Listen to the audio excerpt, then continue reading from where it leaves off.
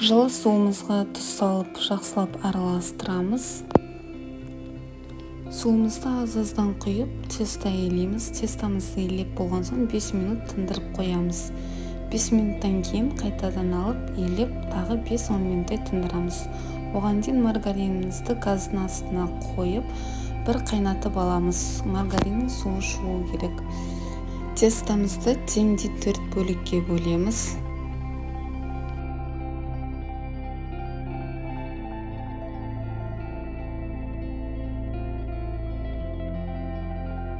Қамырымызды жұқа етіп жаямыз.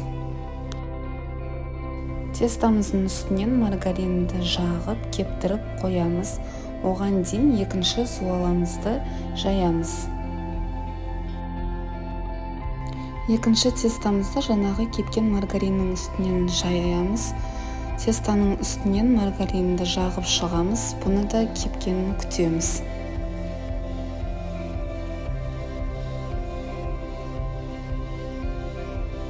Маргариніміз кепкен соң осылай ақырындап домалатып шығып, тестомызды 15-20 минутқа морозилькеге қоямыз. Сіздерге видеом ұнаса лайк басып, подписаться етуді ұмытпаңыздар. Ас болсын, рахмет.